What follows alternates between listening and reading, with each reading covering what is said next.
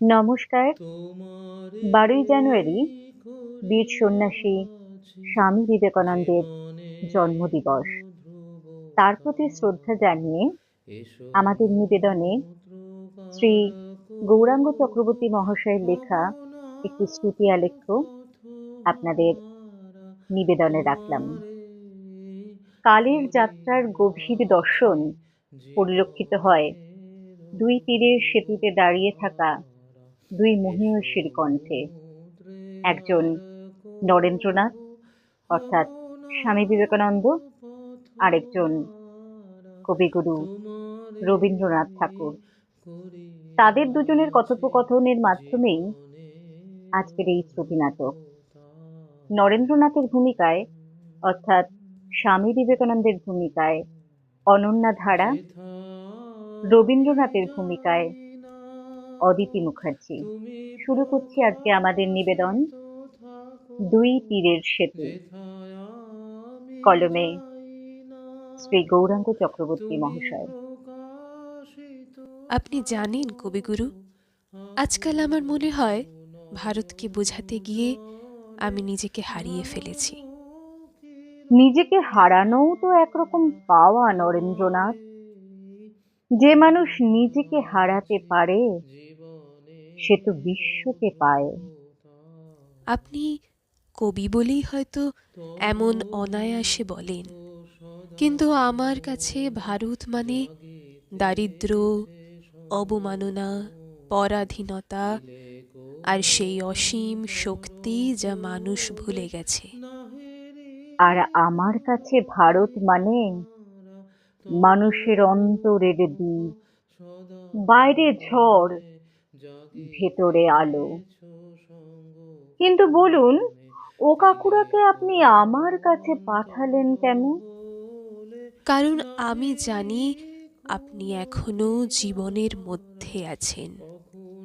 আমি তো সন্ন্যাসী, ত্যাগই আমার ভাষা।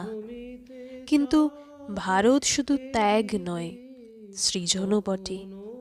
সেই সৃজনের ভাষা আপনার। অথচ আমি তো তাকে আপনার কাছেই ফেরত পাঠালাম।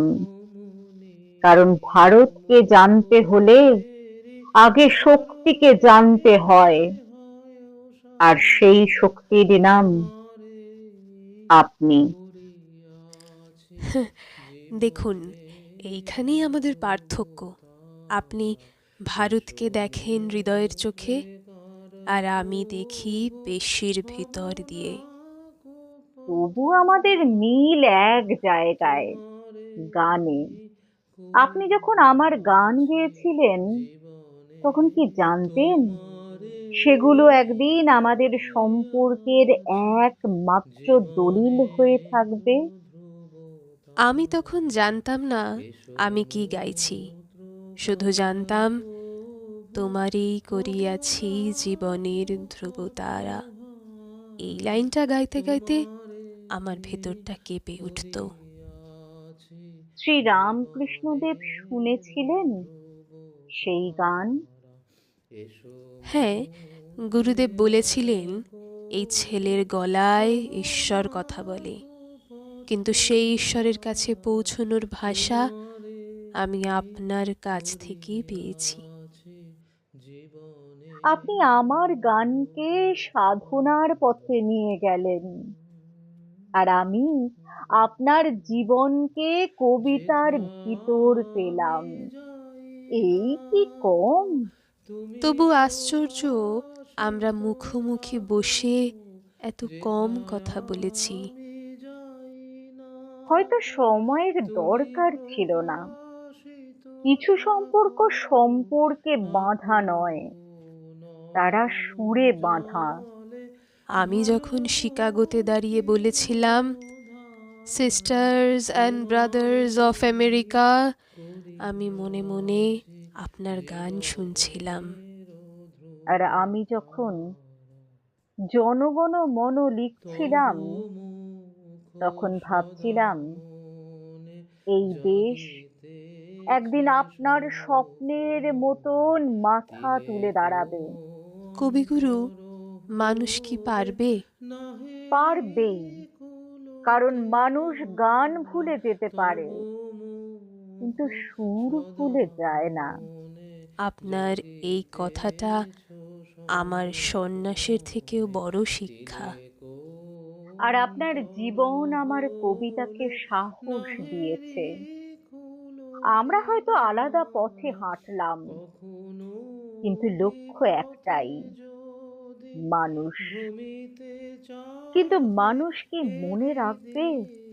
তাই হয়তো ইতিহাস আমাদের মুখোমুখি বসায়নি, কারণ মুখোমুখি বসলে মানুষ বিভাজন খোঁজে। আর দূরে থাকলে বোঝে শ্রদ্ধা।